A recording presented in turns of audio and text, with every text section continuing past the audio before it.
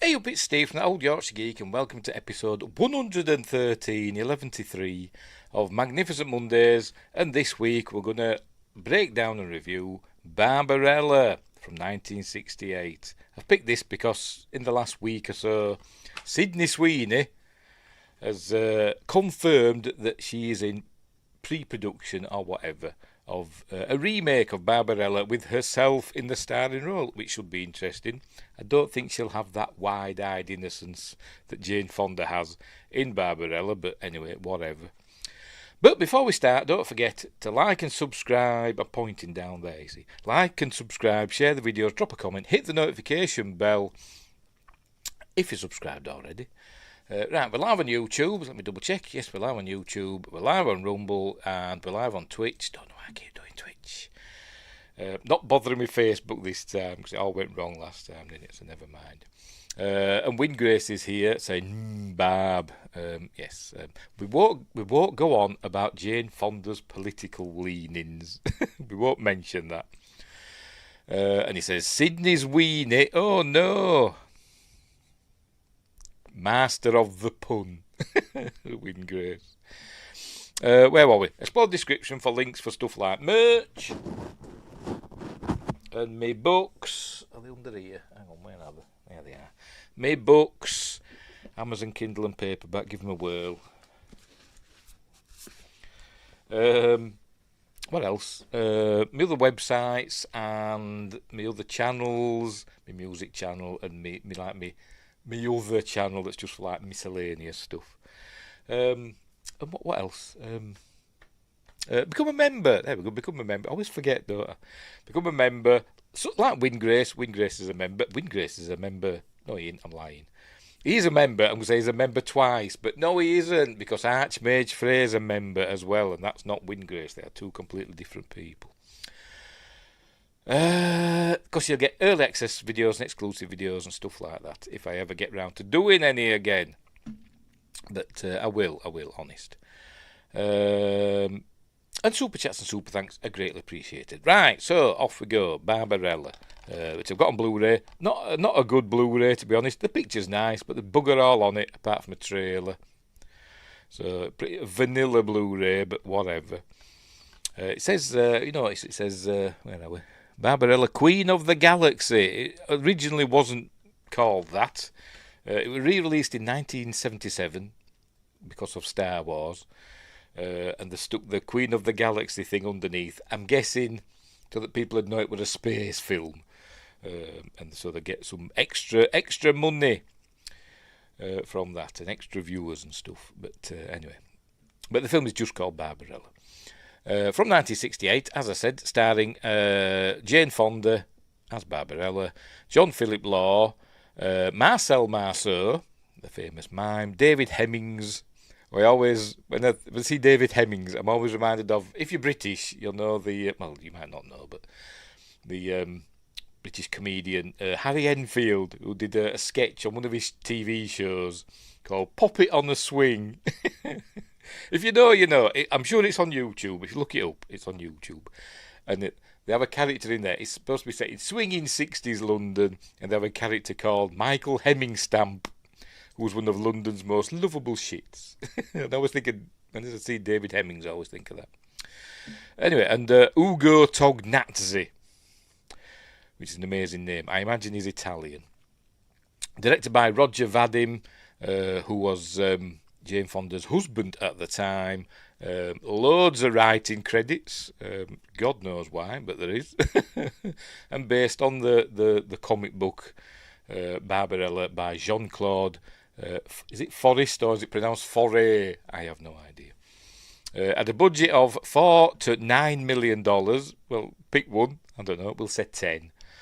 And I don't know if it made its money back at the time, but it's gone on to become like a classic cult movie. And it is a lot of fun. I must admit, I do like Barbarella. It is a lot of fun. A bit of nudity in it, so I'll have to be quick on the draw with the skip button. But there isn't a load. You know, they make you think it's got loads of nudity. It hasn't. It's got a bit, but not a lot. And it's kind of artistically done. You know, you're not just whipping them out. But anyway. Is that it? Is that it? Shall we get on with it? Yeah, we'll get on with it. Roger Vadim, by the way, as I said, he was Jane Fonda's husband at the time. He'd previously been married to Brigitte Bardot, the famous French sex kitten, and he originally wanted her to star as Barbarella, but she didn't want to do it. He'd also been in a relationship with Catherine Deneuve. So, what, has he got a massive willy or something? Or is he just incredibly rich? I don't know. Because he doesn't look like much in his photos. It were the 60s. They were all at it, I suppose. But anyway. Wingrace says, I prefer Classic City. I've said something, haven't I? Or cult. They said cult classic, didn't I? I don't know. Whatever. Classic Ditty. Oh, dumb autocorrect ruining my obtuse jokes. Classic Ditty. I still don't get it. I still don't get it. Anyway, right, so we'll get on with it, shall we? We're not going to just watch the film because YouTube will go mental and stop the stream. So we're going to watch it in a series of stills. I'm going to break down the movie, try and learn. I don't know a huge amount about it. I've seen a couple of behind-the-scenes things on YouTube. Like I said, there's bugger all on that. But, and you know, bits and bobs that I've read. Mostly in IMDb trivia, so we'll have a look at that. Classic Ditty, or is it Ditty? I don't know. Is better than the new kind. I still don't know. I still don't know what you're on about. Cause I'm an idiot and I don't know things. I don't know things. I am not that Targaryen. Not Targaryen. Forgot his name as well. Never mind. Right. So I shall pop myself down in the corner and we shall begin our breakdown of said flick. Right, there we go. Full screen then. I'm yawning. I don't know why. I woke up at like 7:30 this morning, but I did nod off again. But anyway, whatever. Right, so here we go. Paramount. It's a Paramount film. I was expecting it being. Hang on, here we go. New Ditty. Oh, right. See, New Ditty. Right, a classic Ditty. Oh, right, okay, new kind. Right. See, I can't think laterally. I can't. Yes, I mentioned nudity, didn't I? Yes. I didn't separate the word into two halves, new and ditty, because I'm a div. Anyway, where were we? Oh, yes. I was expecting it being like some weird, studio that did it. Maybe a French Gaumont or something like that, some French studio or whatever. But no, it's a Paramount release. But there they are. I imagine this is from the 77 version released. Do you reckon? Because I'm sure Paramount wasn't a Gulf and Western company in 1968. I'm going to look that up. Well, I bet it won't. I've said that. When did Gulf and Western by Paramount? Oh, yeah, 1966. Oh, typical. Never mind. So it was. I always thought it was a 70s thing. Never mind. Anyway, off we go. Right, we begin. There we go. That's Barbarella's weird spaceship. It's the 60s. It's all very psychedelic and far out. And I bet everybody were on drugs when they were making it. They probably were. But the special effects are kind of cool in a 60s sort of way. I think they were filmed. I don't think they were filmed like blue screens. I think they just dropped things in oil tanks or whatever, or fish tanks filled with oily water and flashed different coloured lights on them. Because you don't see any stars, you just see lots of bubbles. But anyway, so here we go. There we go. So we begin, and we're going to see there she is. Here's Jane Fonda in her spacesuit as Barbarella, with the music playing. I'll have a little listen to the music because it's kind of funky in 60s. Except it's not doing it yet. It'll do it in a minute. Anyway, she is disrobing from her spacesuit. I don't know where she's been. She's been outside for some reason. We don't know why. It's just an excuse for her to come back aboard and take off her spacesuit, which she does in weightlessness. And it's obvious how they did it because you can tell. they basically just turned the set on its side, so we're looking down at the set. They hung the camera from the ceiling, put a glass sheet or perspex sheet or whatever, and she's just basically just rolling about on it, taking her spacesuit off. Justin's here. Hope everyone is well. Yes, I'm fine for a change. Anyway, so here she is, taking off her stuff. There she is, revealing herself slowly. It's a striptease, essentially, isn't it? It's a striptease. But here she goes. Is the music playing yet? Here we go. Very John Barry 7. Anyway, who did the music for this? I don't know. I should have mentioned it. I usually do, don't I? Music by Bob Crew and Charles Fox. Oh, why? Because there's like at the end it says the Bob Crew sensation or something like that. I don't know what it said. Hang on, what does it say? Soundtrack.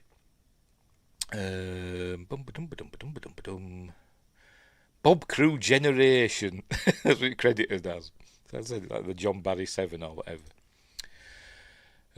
Right, so anyway, she's taking her kit off. There she goes, floating about. Barbarella, Rockefeller. All that's going on. And I've tried to work out how they did this. As we watch, you see that's going down. She's being very still.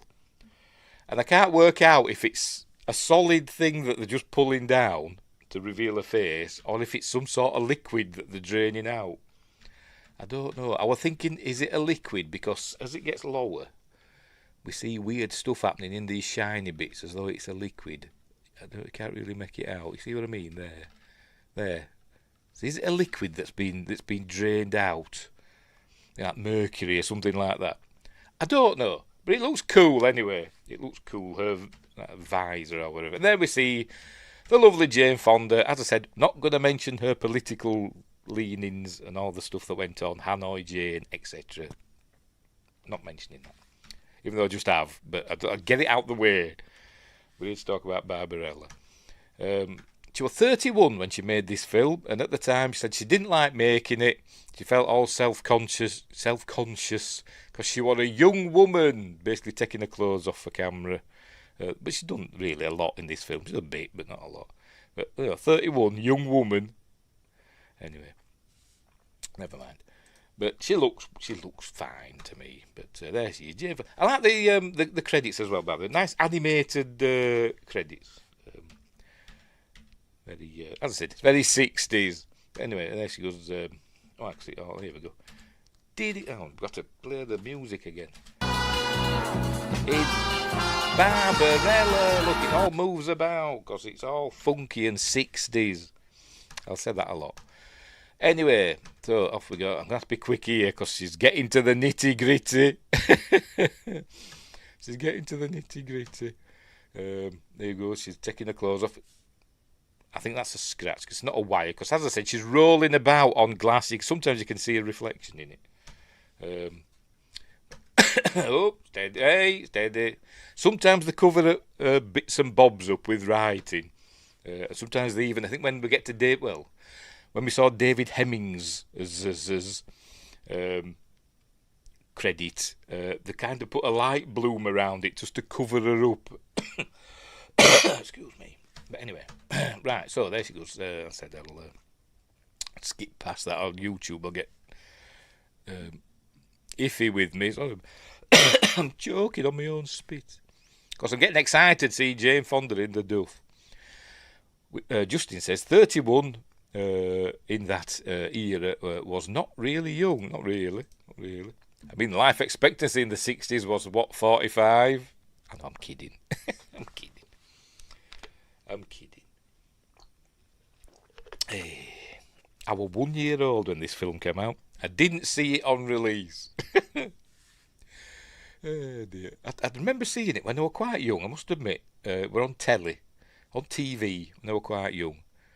But I don't know how young I was, I can't really remember. And I probably watched it in black and white, to be honest, back in the day. Anyway, stand by for a message from Dianthus, who is the president of Earth or whatever. By the way, she's got a nice fur-lined spaceship. You've noticed it's very sexy. But anyway, because we're getting a fanfare. of the sun. Is it going to do it? They get a fanfare. She's still in the duff.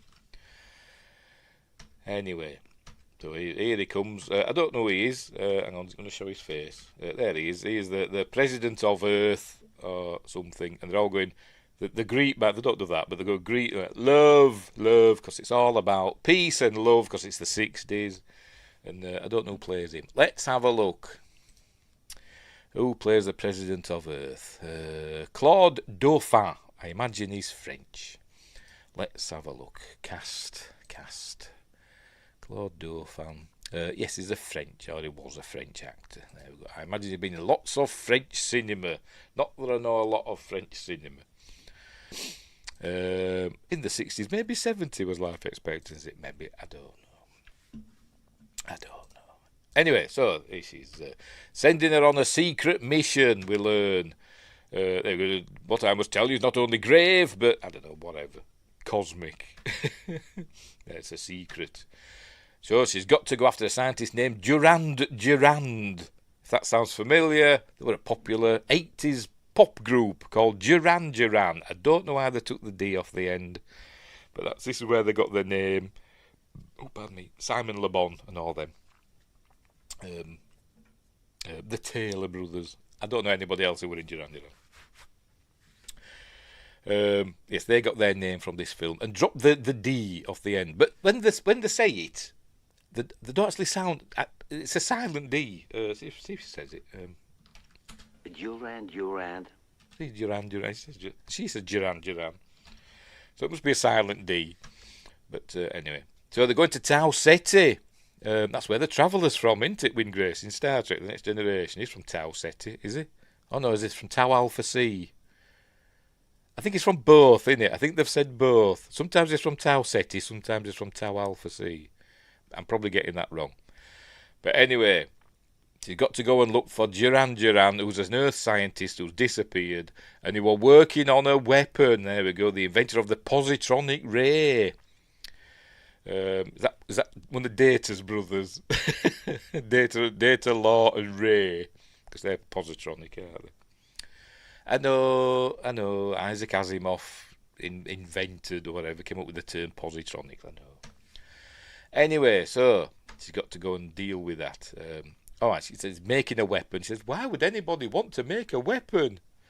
And then later on in the film, she's using loads of them. But anyway, so. But admittedly, she doesn't have any weapons yet. She's going to get sent them. But they don't know anything about the inhabitants of Tau Ceti, because it's in a primitive, uncivilized portion of the galaxy. So anyway, so he's going to send her some stuff to help in a minute, because she's a top class astronavigatrix. Oh, it says there.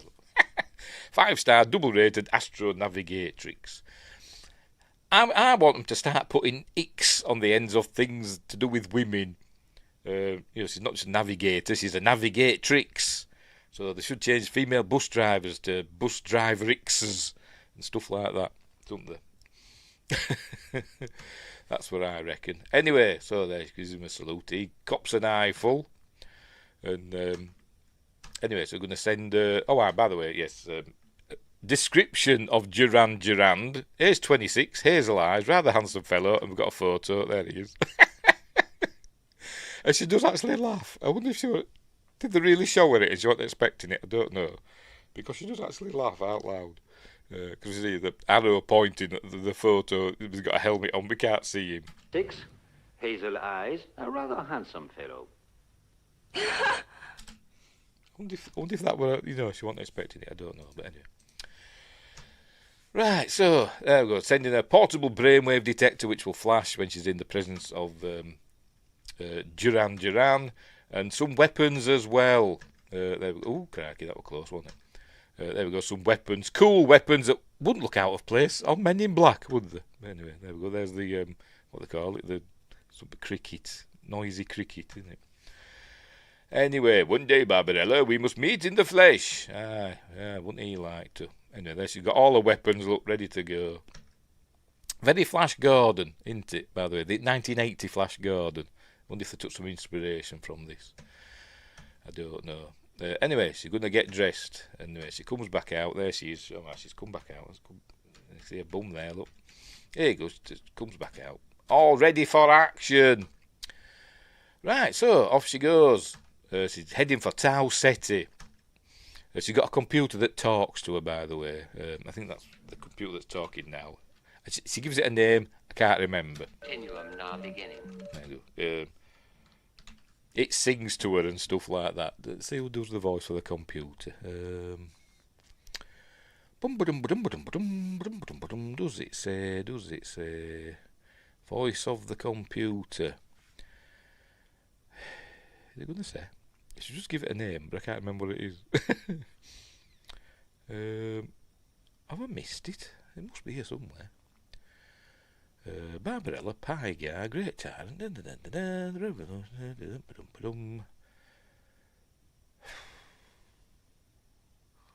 Why don't it say who does the voice of the computer? It must be here somewhere.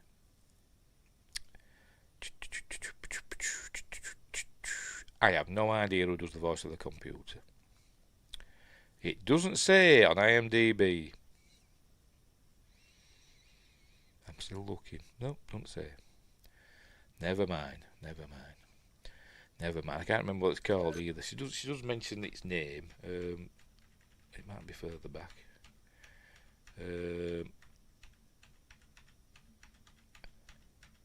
Just a minute. We'll get there. Oh, hang on. Let's go forward again.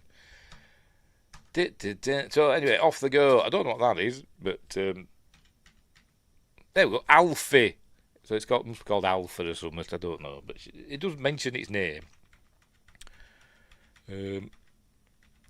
What is that she were on about there? Hang on. Based to Alpha. Oh, Alpha 7. That's her computer, Alpha 7. Right. And she calls it Alfie. No Michael Caine's involved. But anyway, so off she goes. And it'll take her 100 and something hours to get there. She does ask. There you go.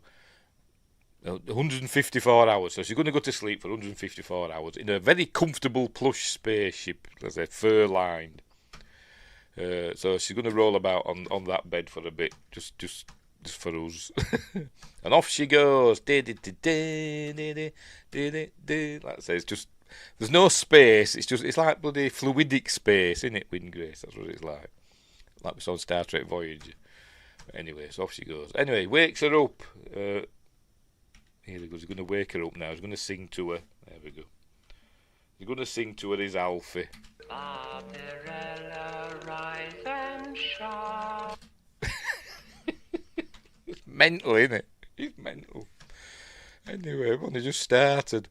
Right, so, but then she gets caught in some sort of magnetic storm, and she got to take control of the ship, and she crashes on Tau Ceti. So anyway, so off she goes. Here she is.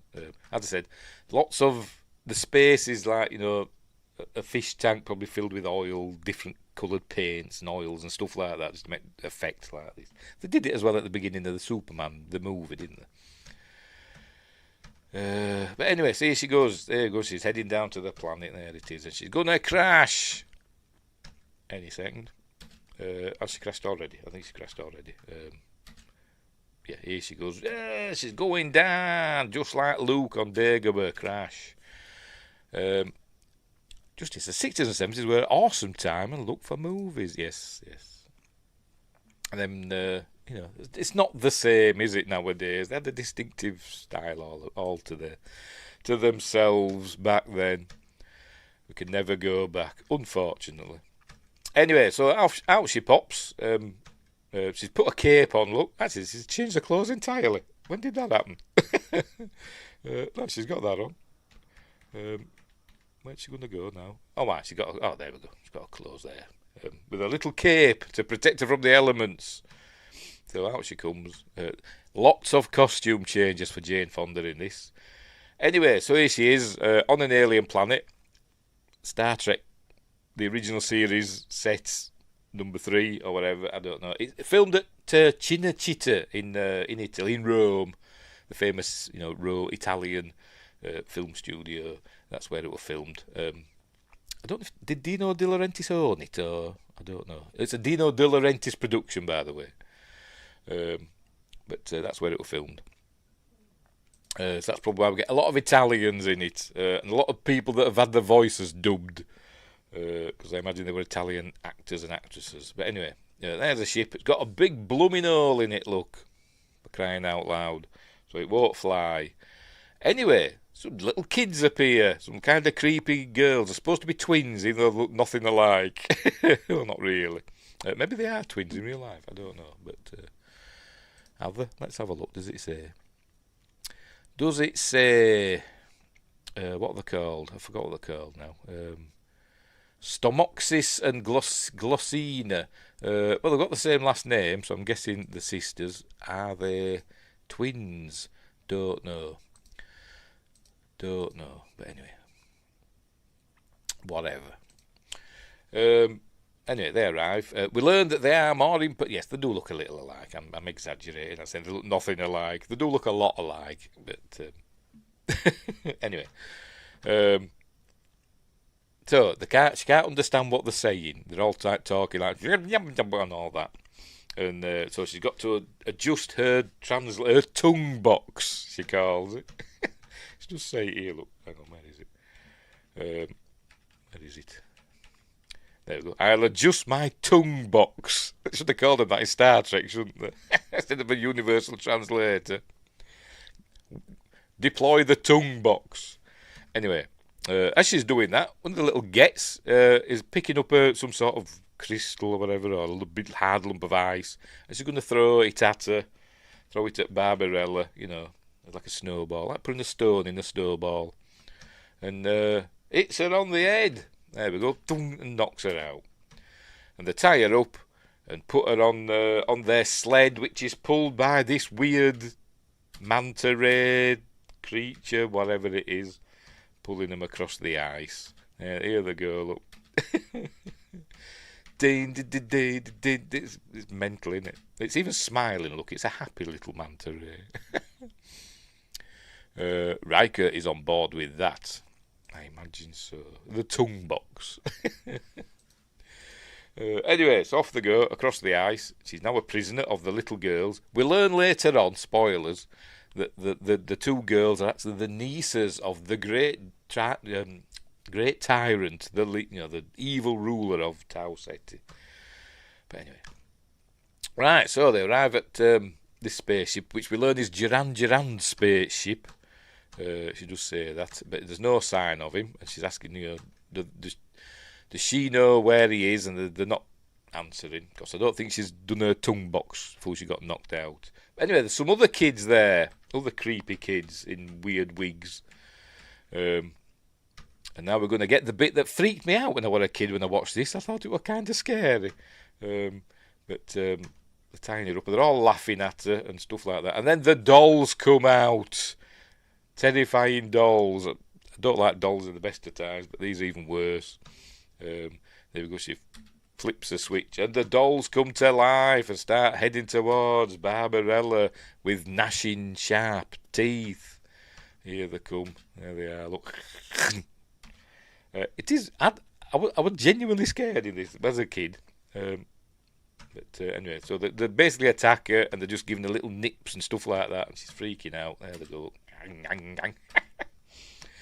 Death by 1,000 bites, I suppose you could say.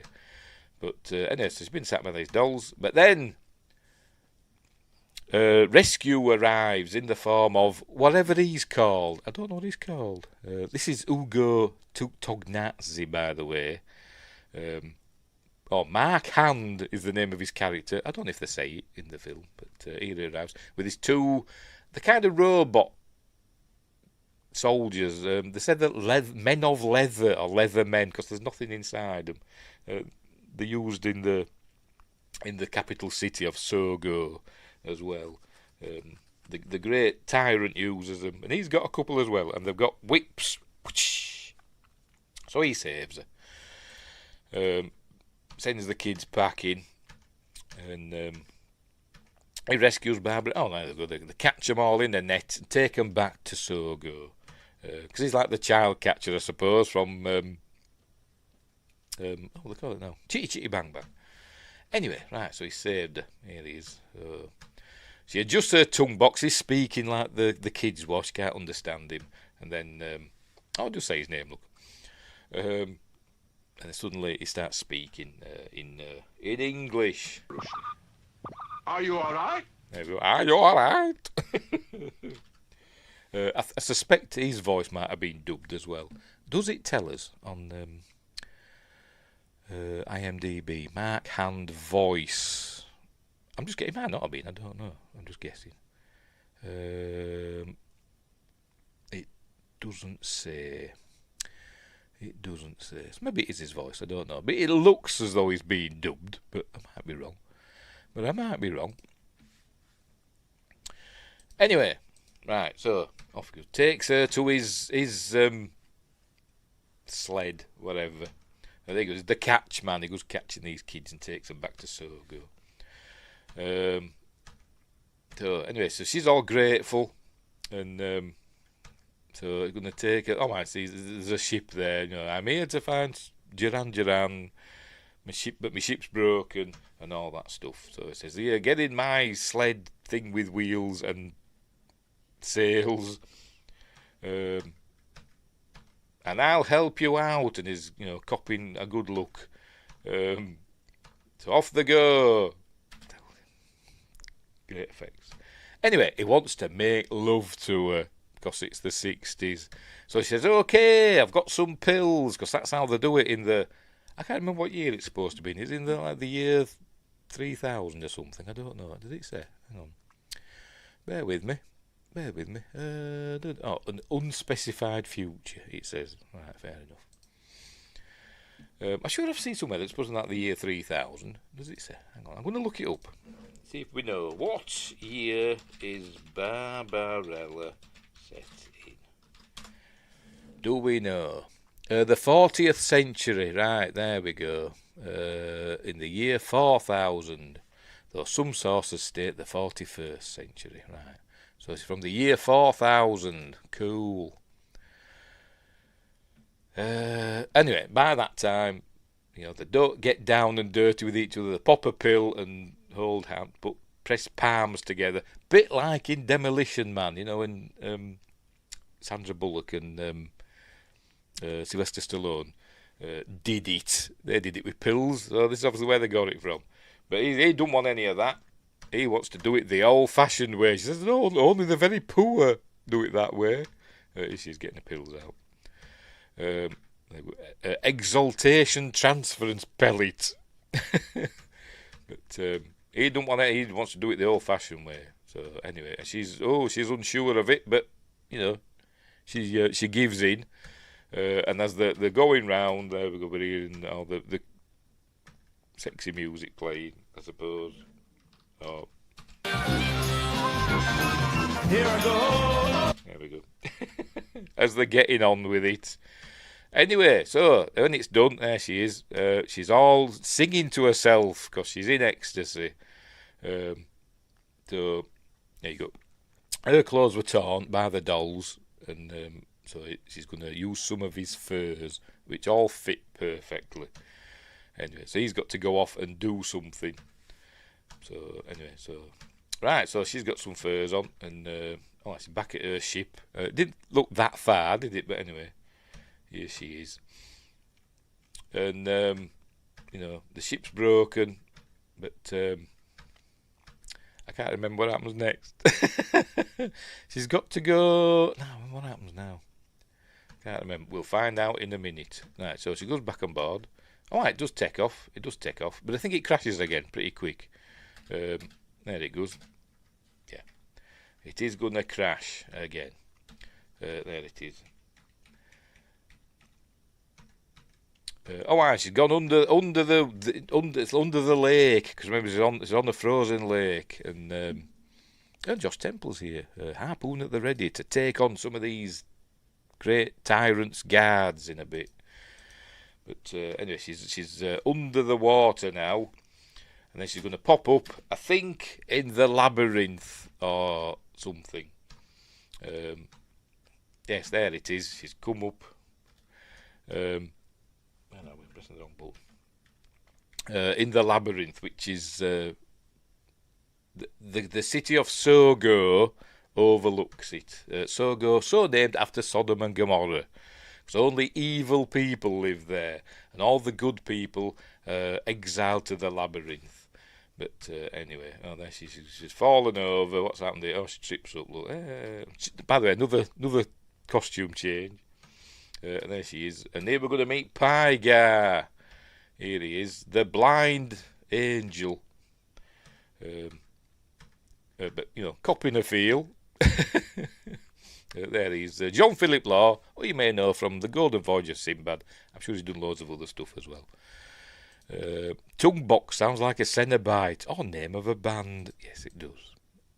In both cases, yes.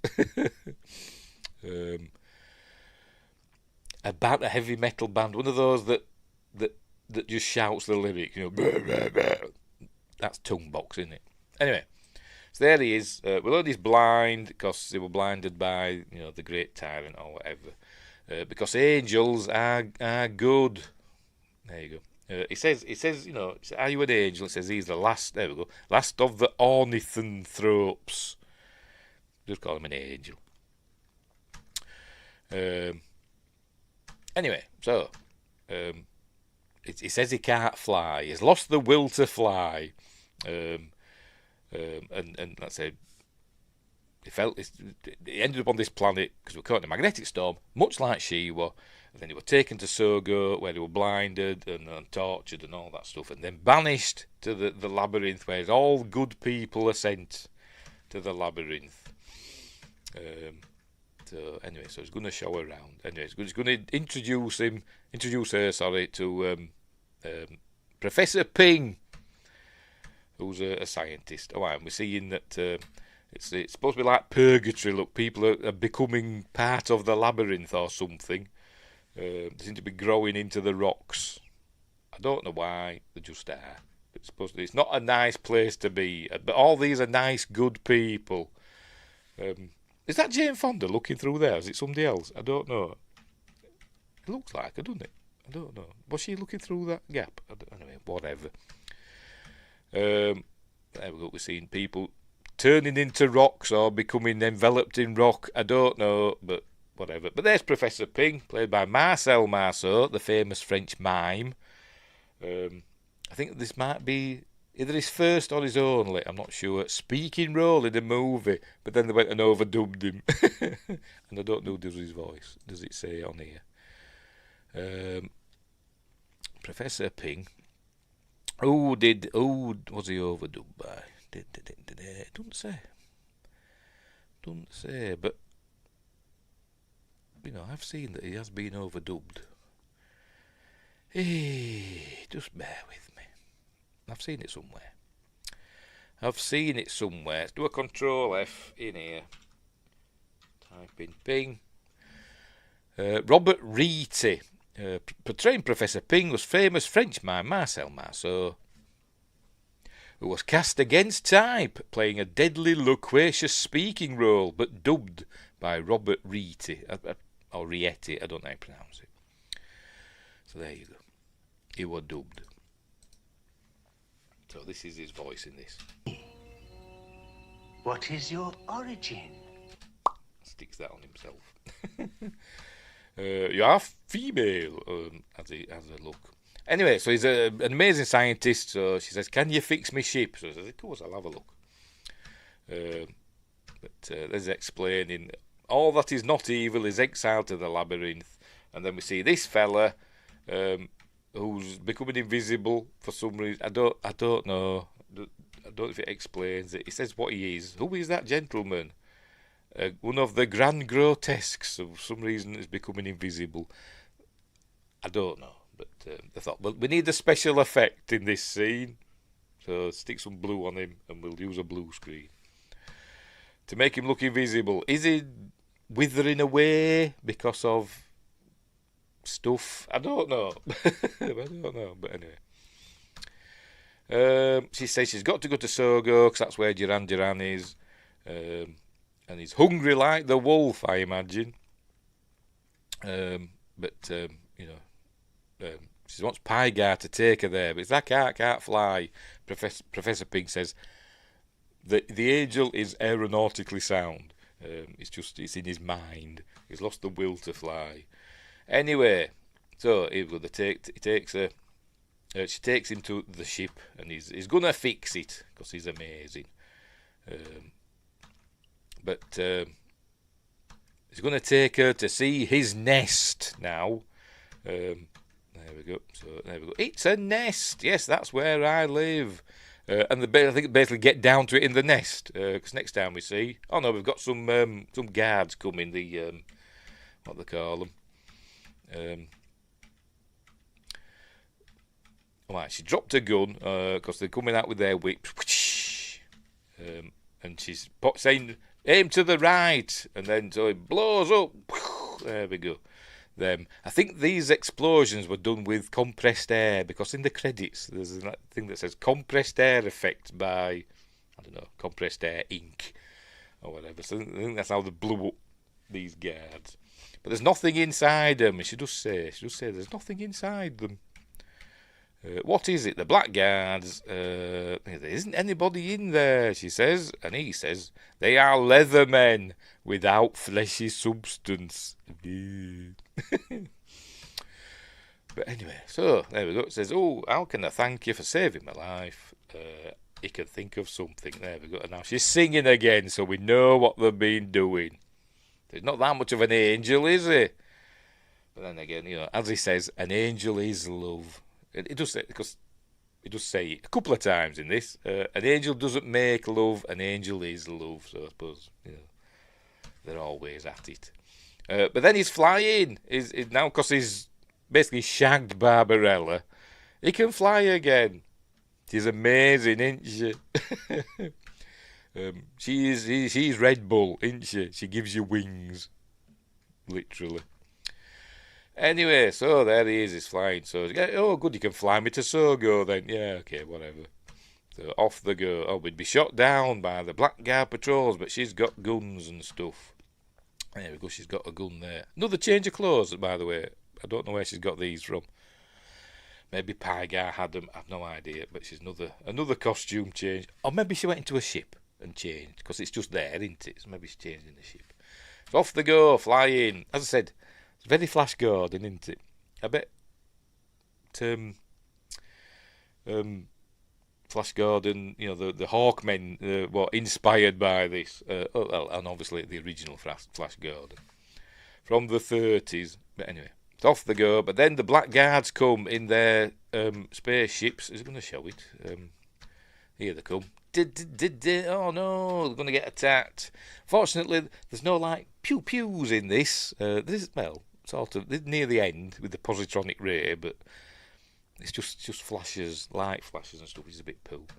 But anyway, so they make short work of these. There we go. They're shooting at each other. It is kind of cool, I must admit. Just going to take that one down. Look. Pew! Makes it crash. Boom. There we go. It's all jolly exciting. Anyway, more are coming. But obviously, they get through these. And now they're heading up to Sogo once they dispatch all them. Oh, my Pygar starts falling. Look, he's unconscious. But luckily, he doesn't stay unconscious and wakes up and they fly to safety. But anyway. Right, so are you all right? Yes. That's what she said, didn't she? Where is it? Are you all right? Yes. Let's carry on flying. Right, so they deal with them. And, by the way, her gun is running out of power. Luckily, they get rid of the last of the blackguards just as her gun runs out of power. And she stashes the gun in Pygar's feathered underpants. Anyway, so they arrive, there we go, at Sogo, in the outskirts, or something like that, she says. I can't remember what he says. In a back street, that's it. Must land in a back street. But is this a back street, is it? I don't know. But Anyway, so now in Sogo, which is everybody's evil in Sogo. They're all doing evil things and leering and all that stuff. Somebody's dead there. Look, don't know what's happened because it's evil, and he's standing out like a sore thumb because he's an angel. Look, they're all watching, and then these bad guys come and grab her.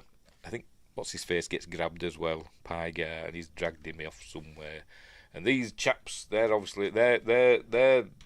having immoral thoughts because Jane Fonda's there staring up at them. But they soon get killed. Hang on, there we go. By her, who's got some spinning blades. Go on, do it. Spin them. Oh, never mind. And she calls her Pretty Pretty. Hello, Pretty. Turns out this is the Great Tyrant, but we don't know that yet. Played by Anita Pellenberg. Have I got that right? Hang on, bear with me. Where are we? Yes, Anita Pellenberg. But she's been overdubbed by Joan Greenwood. And that name rings a bell. What have I seen Joan Greenwood in? Or heard of it? I don't know.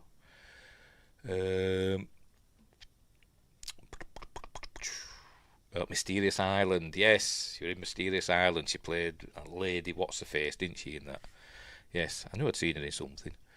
So she does the voice of the Great Tyrant in this. And she got a very sultry voice. Here we go. Thank you very much. Do you want to come and play with me?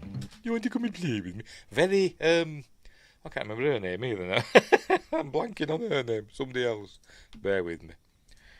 I know I'm on about.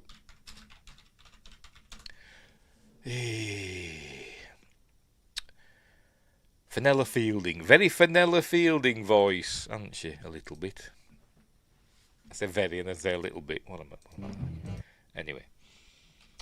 So, here we go. So, they're going to get up to no good, aren't they? But, so she goes, I've got to go and find Pie Guy. So have you seen it? I've found an angel but there he is. He's being tortured by all these evil people. So anyway. So she goes and puts herself between them because this chap's gonna stab him. And they run off and they end up in this this place where there's all this goopy stuff under the floor, which we learn is called something, which I've forgotten again. I'll have to check it now. What do they call it? Math moss. There we go. It's called the math moss, which is like the concentrated evil or whatever that lives underneath Sogo. Because Sogo's built on a lake, apparently. But that's what it is here. You see it all glooping about. And it eats people.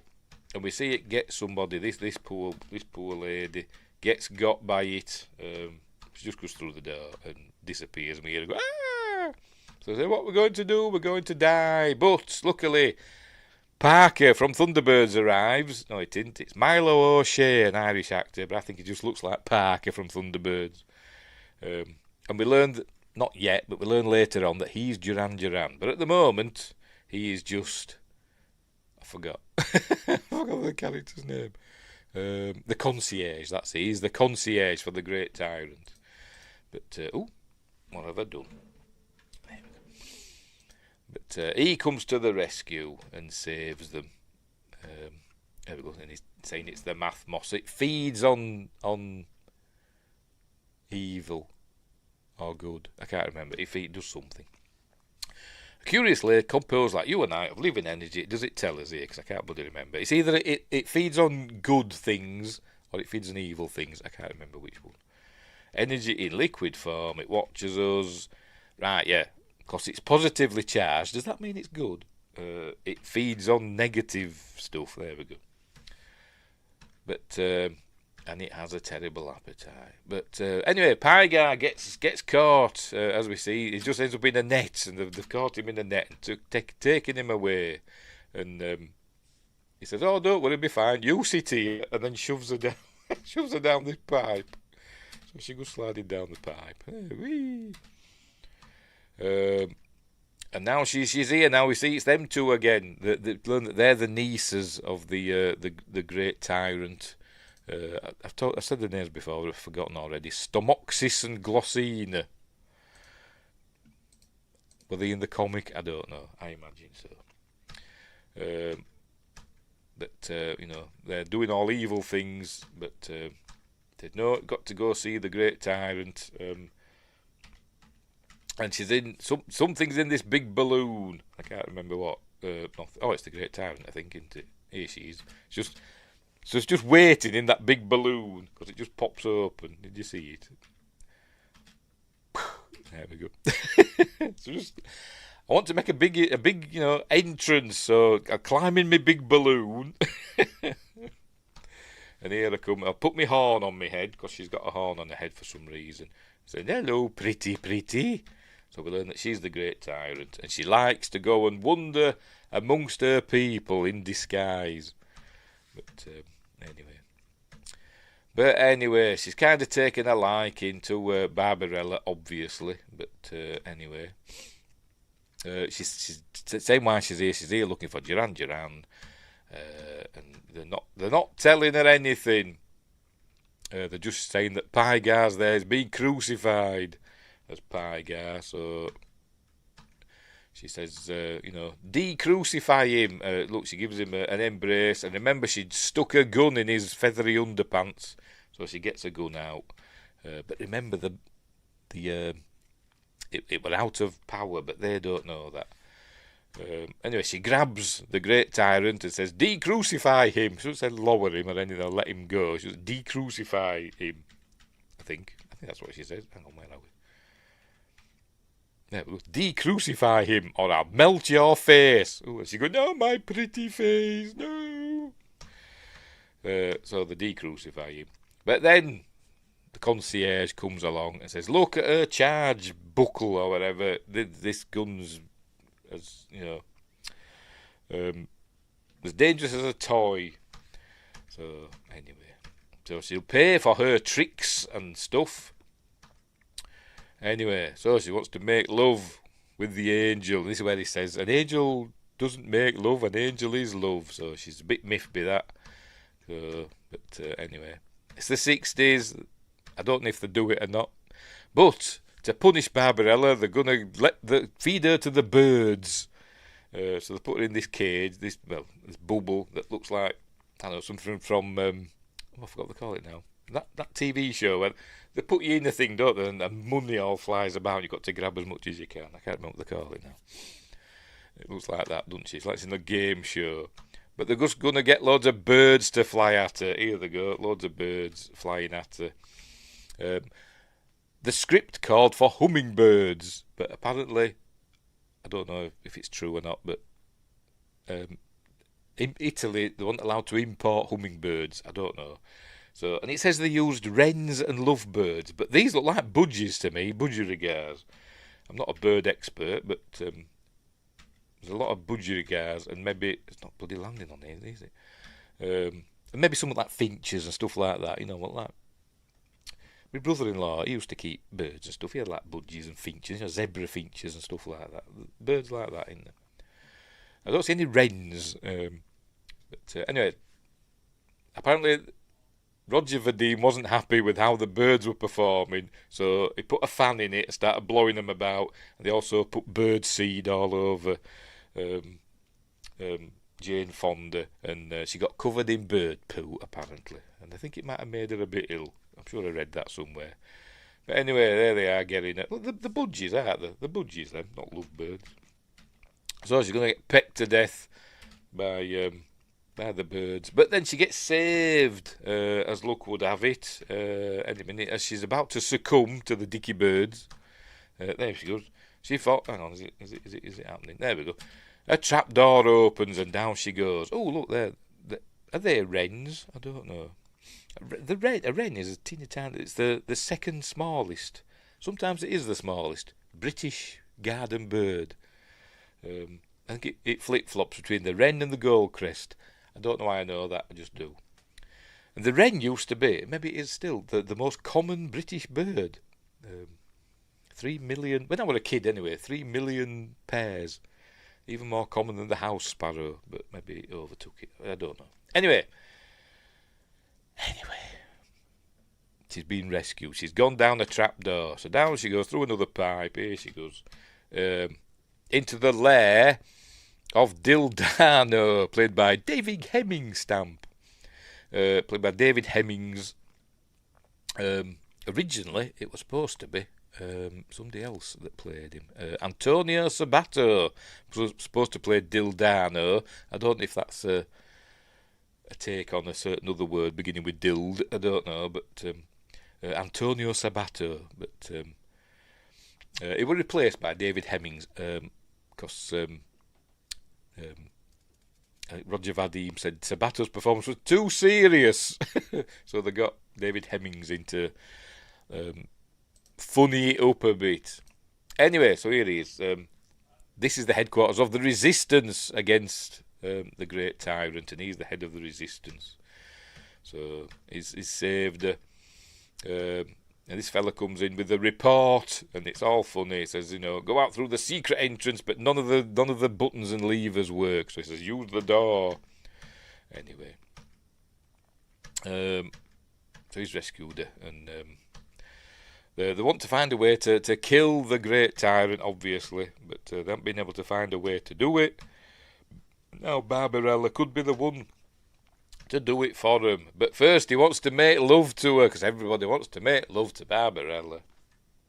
I mean, we're on how far into the film are we? I don't know. An hour into the film. This is going to be her third partner. Anyway, but he wants to do it the Earth way, with the tablets, with the, I forgot what they call them, the pellets, the exaltation pellet, or whatever they call them. He's got some there, look, so off they go. And then this goes on a bit too long, to be honest. But a chap walks in on them. Here he comes. Oh, sorry, slides in on them to give a status report on the revolution. But they're in midst this. Hair's going on. How did they do this? Is it filmed in reverse or something? I don't know. But he's watching. He keeps saying, but they're ignoring him. The hair's gone into curls. How did they do it? I don't know. I'm going to go back and have another look. So do you reckon it's filmed in reverse and they just she just sat there for ages until the curls fell out? I don't know. Anyway, right. So anyway, his hair goes as well and starts steaming, and he's like, "Wow, that was cool." Anyway, with his mad hair now. So he's saying, "Go use the door, not the secret entrance. Use the door, because nothing's working." Right. So the only way they can kill the great tyrant is when she's sleeping in her dream chamber, or whatever it's called. And that's the only time when she's not guarded, when she's in her dream chamber. So, and it's somewhere, I can't remember where it says, the 12th sector or something like that. I don't know.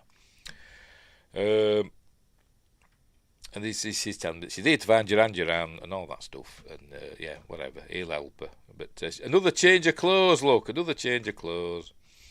Secret chamber of dreams, there we go. Above the math moss. So off she goes. She got a key. He's got the key for it. He's got the key for the chamber of dreams, which just happens to be invisible. So that's what they're going to do. Professor Ping's fixed the spaceship, and now it's on its way to somewhere safe. As he's saying, it's taking off even now, look, he says, and it's to somewhere safe, away from the labyrinth. There we go. Right, so he's going to give her the invisible key. There it is. It's invisible. There's two keys, by the way. So he puts it on a chain, an invisible chain round her neck, and off she goes. The 12th corridor, that's it. That's what she got to look for. The secret map will lead you to the 12th corridor, but she can't read the map, so she just keeps asking people where the 12th corridor is. And she's going to go up this transport tube. It doesn't work straight away, but eventually she does go. And, that were close, wasn't it? So, tell you. Cheekiness. And as I said, she's back in Sogo again, where people are strung up and all that stuff, and it's all naughty. Anyway, these people are smoking essence of man, whatever that is. She must be a Delton of Star Trek the Motion Picture. She looks like one. Anyway, so she decides she's going to join in because she sees the concierge coming with his guards. So she thinks, I'll hide here amongst you. So it says essence of man. So she says, oh, it's not bad. But here he comes. But sees her straight away. Says, well, you escaped the birds. So he takes her away. And he's going to put her in his, whatever they call it. I thought it was called an orgasmatron, but he calls it the excessive machine. So it must be another film that's got an orgasmatron in. He's going to put it in his excessive machine. It's like an organ. He's going to, as he plays it, all this stuff goes on, and it basically pleasures you to death. And I'm guessing these are other victims of his excessive machine that we see here, because I think they're supposed to be dead bodies. I think, because it disrobes you as well. As he's playing away, all her clothes come out of the machine. There they go. Look, and wow, we see that this is the thing that's supposed to flash when Duran Duran's close by, and it starts flashing. But anyway, he's playing away. But obviously, because it's Barbarella, she breaks it. And he's off playing away. Look, she's having the time of her life. And he's like playing his hair's getting madder and madder as he's getting on with it. And she blows the machine up, sets it on fire. And apparently, in this scene, neither Milo O'Shea or Jane Fonda knew that it was going to be this bad. We see some pretty big flames, and they were a bit worried. Milo O'Shea in particular were worried for Jane Fonda, but whatever. It was fine. Anyway, she'd broken his machine. So anyway, that's when she realises. Look, I think it started flashing now that he's Duran, and he wants to take over. Sogo. He wants to become ruler. He wants to become the great tyrant. And she says, by the way, you're Duran. You're supposed to be 26. And I can't remember what he says, how he explains it. Just a minute, see if it says it here. Side effects of the math moss. That's what it is. So why isn't everybody else super old? I don't know. Maybe they are. Anyway, side effect of the math moss has aged him. But he wants to get rid of the great tyrant, and so he can rule in her stead and all that stuff. But she's going to get into the queen's chair because she's got the key. That's what she says. She's got the invisible key. So he takes her there and shuts her in, and then drops the key in there.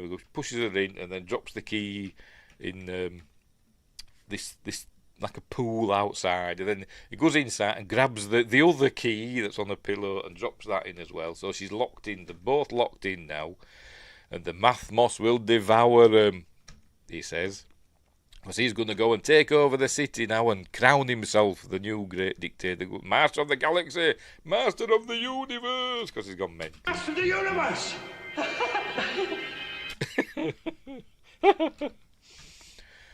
Anyway, so off he goes to do his evil things. And anyway, she's dreaming is the great tyrant. She's very lovely, by the way, isn't she, Anita Pellenberg? She'd have made a good Bond girl, wouldn't she?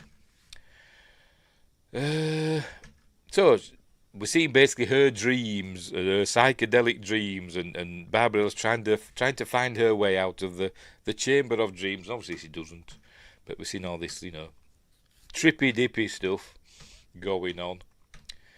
But eventually she wakes up. She says, "No, they're supposed to be here. And only I'm allowed in here." Says, "Well, the concierge, Duran Duran's locked us in. He's gonna take power. We're doomed." She says, but not in that voice like that. Anyway, so the math moss is beneath them and it's gonna devour them. So she's got a screen that she can look anywhere in the city, but nobody else can see them. It's a one-way, whatever. But we're watching. He's having himself crowned the king or whatever. But then one of his generals says that the creatures in the labyrinth are revolting, and he didn't say, "I know they are," but but what's new? But no, he says, "Deploy the blackguards to take them out," and obviously they don't. They're quickly dispatched because they've got weapons from Barbarella's ship. So here they go, shooting all these. Look, there we go. Blowing up stuff, and they're all watching, and we learn that they've wiped them out. So he's going to use his positronic ray. So here he goes into his. That's his positronic ray. That's a very Flash Gordon, and it's firing on the good guys in the labyrinth. It's going to show it. Is it going to show it? It is a cool beam effect. I must admit, I do kind of like that. And apparently the positronic ray, it doesn't kill you, it transports you to another dimension or something. I can't remember how it is, the fourth dimension or something like that. You're trapped in another dimension. Does it say somewhere? No, it doesn't say, but never mind. Yeah, I think it traps you like in the fourth dimension. Does that mean in time? I don't know, but anyway. So he's saying it works. His hair's gone mad on it now, by the way. So they're all getting done away with by the positronic ray, but I imagine they'll be back. She'll, turn it, reverse it or whatever. But the math moss is rising up now. And but luckily, Barbarella's, there we go, it's put a bubble around him as the math moss to protect itself from Barbarella's innocence. Because she's innocent, even though she's, working her way through the cast. But anyway, so it's not devouring them, is the math moss. So anyway, they end up okay, and then it's all blowing up. Look, it's all the math moss is destroying the city. They get out. Just by the labyrinth there, and there's Pie Guy, and he's not breathing, so it's mouth to mouth. Said, "No, I'll do this instead." Anyway, so he wakes up and flies them both to safety. There they go. So it's obviously strong, and she says, "Why are you saving her? She's done horrible things to you." And he goes, "An angel has no memory." Oh, for God's sake! There you go. Why are you saving after all the terrible things she's done to you? An angel has no memory. What a div. Anyway. So, flies them to safety. Oh, that's it. That's the end. He gets killed, by the way, by the math moss. Let's go back again. There's Duran. There we go. "You win, Barbarella, but the earth has lost its last great dictator." Where is he? He's in there somewhere. Anyway, obviously the math moss has got him and killed him, and so goes destroyed or whatever. And everything's lovely. And I thought we saw the others. I thought we saw David Hemmings and Professor Pink come back, but do we? I don't know. I don't think we do. Do we?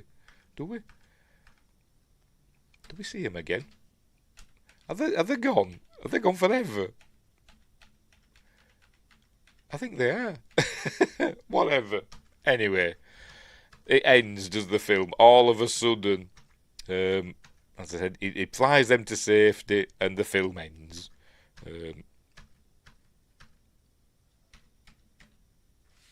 Any second now, I think.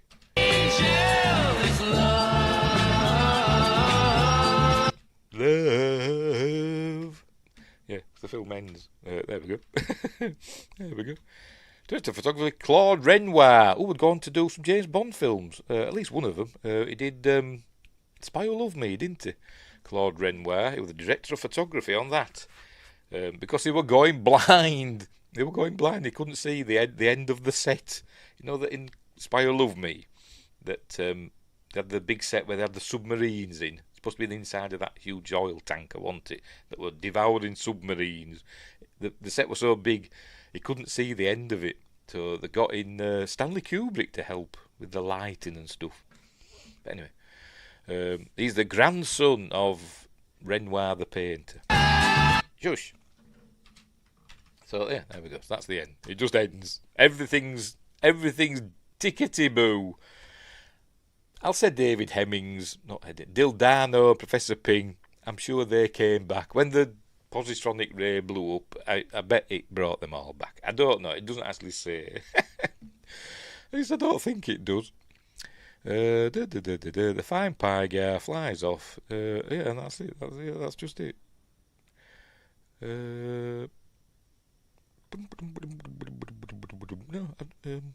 Yeah.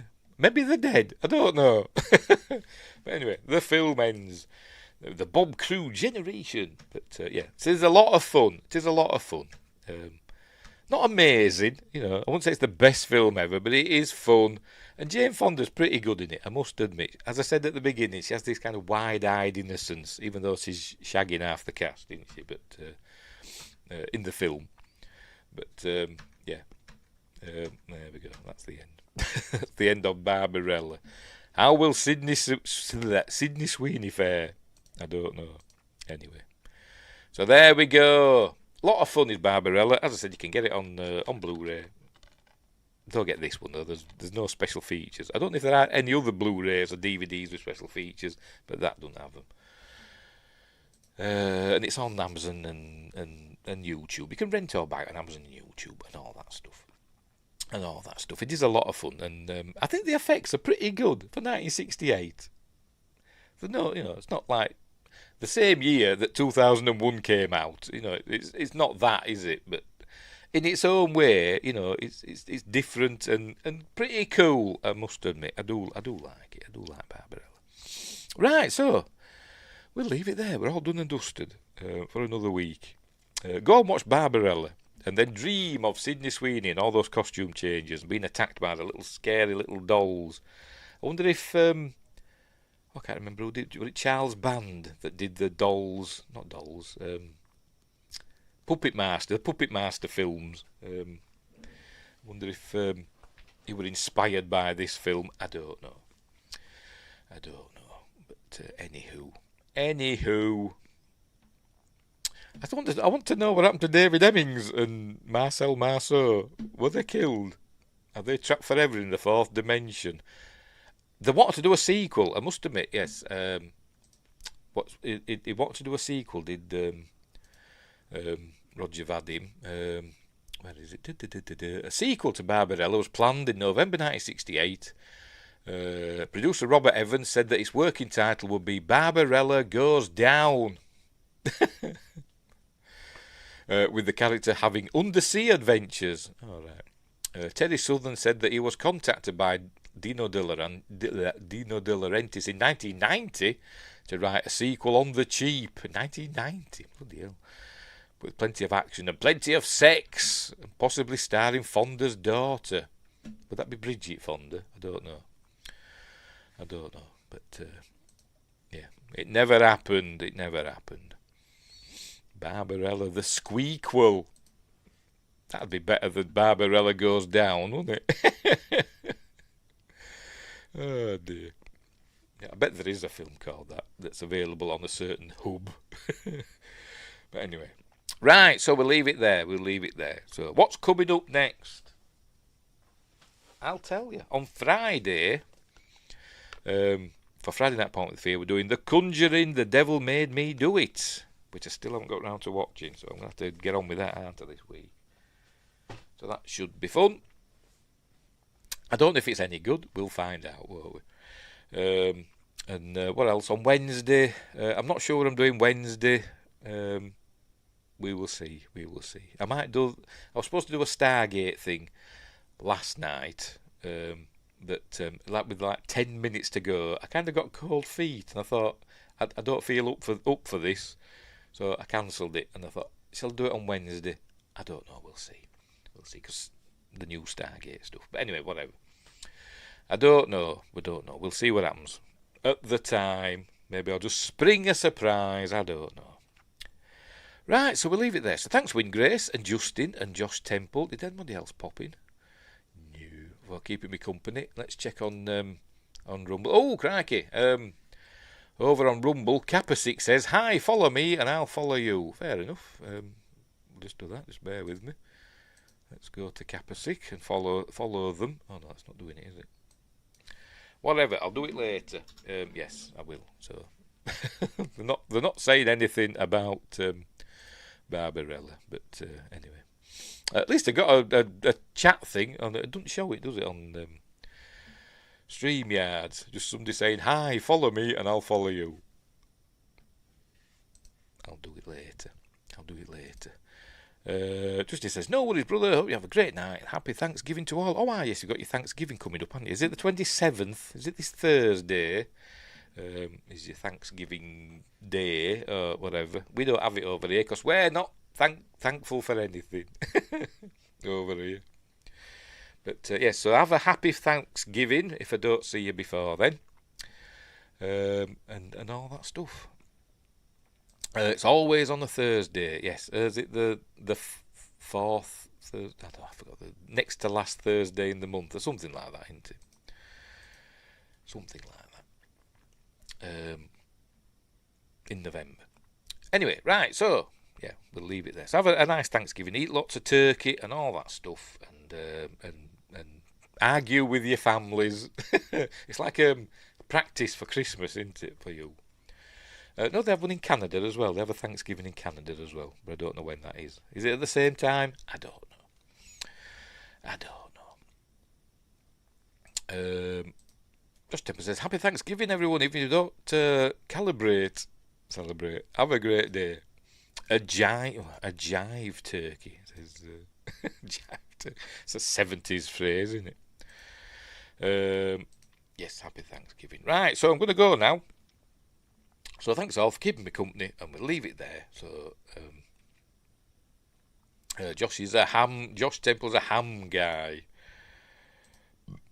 I will not say anything.